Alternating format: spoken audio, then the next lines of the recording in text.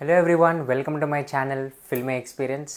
ఇందాకే Paradha premiere show అయింది PVR Atrium గచ్చిబౌలిలో. నేను చాలా ఎక్సైటెడ్ ఉండే. యాక్చువల్లీ నేను ఈ మూవీ ట్రైలర్ కానీ ఓన్లీ పోస్టర్ చూసా, ట్రైలర్ అసలు చూడలేదు. అండ్ ఈ మూవీకి నేను ఎందుకు ఎక్సైటెడ్గా ఉన్నానంటే, ఈ డైరెక్టర్ది సినిమా బండి అని ఒక మూవీ వచ్చింది నెట్ఫ్లిక్స్లో, లాక్డౌన్లో వచ్చింది.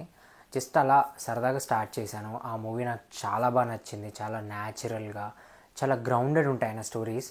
సో ఇంకా ఈ మూవీ గురించి మాట్లాడితే, లిటరలీ ప్రతి ఒక్క అమ్మాయి, every women should watch this movie. ఎందుకంటే చాలా అసలు మంచి మంచి పాయింట్స్ చాలా బాగా మాట్లాడాడు. ఎస్పెషలీ ఎలా అంటే ఎంత బాగా చూపించాడంటే, మన సొసైటీలో ఇంకా కరెంట్లీ అసలు ఇప్పుడు చాలా ప్లేసెస్లో, చాలా ఊర్లలో ఇదంతా నిజంగా జరుగుతుంది.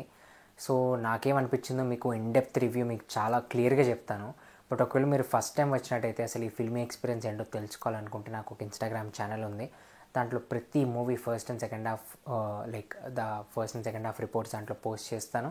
అండ్ వెంటనే and next Telugu and English reviews కూడా పోస్ట్ చేస్తాను. నెక్స్ట్ యూట్యూబ్లో వస్తాయి అవి. సో లింక్స్ అనే డిస్క్రిప్షన్లో ఉన్నాయి. ఒకసారి మీకు నచ్చితే ఒకసారి లుక్ వేసేసుకోండి.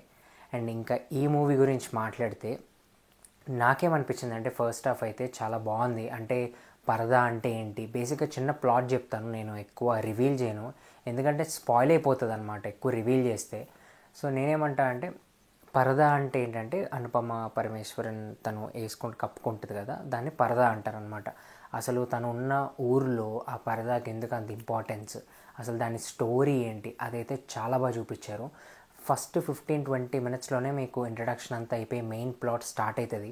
ఆ మెయిన్ ప్లాట్ స్టార్ట్ చేసిన విధానం నాకు చాలా బాగా నచ్చింది. అంటే జస్ట్ ఒక ఫోటో చుట్టూ రివీల్ అవుతుంది అనమాట. మొత్తం స్టోరీ అంతా రాసుకున్నాడు, చాలా బాగా రాసుకున్నాడు.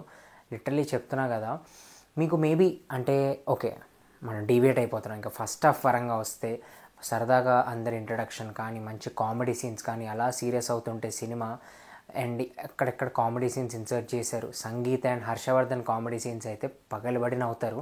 నేను వెళ్ళిన థియేటర్ అయితే ఫుల్ ప్యాక్డ్ ఉంది క్రౌడ్, అంత బాగా నవ్వుకున్నాం.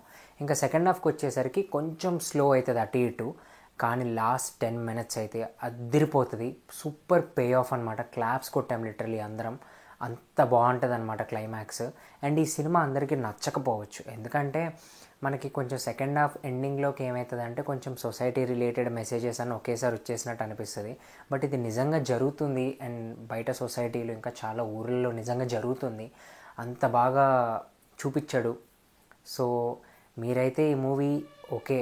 అండ్ బెస్ట్ పార్ట్ ఏంటంటే, ఈ మూవీ గురించి కమర్షియల్ ఎలిమెంట్స్ ఏమి ఉండవు. అంటే నీకు డైరెక్ట్ స్టోరీకే స్టిక్ ఆన్ అయి ఉంటాడు. అక్కడ ఒక సీన్ పడచ్చు, కమర్షియల్ ఎలిమెంట్కి సీన్ పడచ్చు, కానీ అసలు ఏం డీవియేట్ అవ్వకుండా డైరెక్ట్ స్టోరీకి స్టిక్ ఆన్ అయ్యి చాలా బాగా తీశాడు.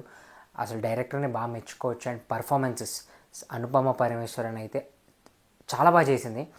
అసలు తనకి ఈ రోల్ యాప్ట్ అనిపించింది.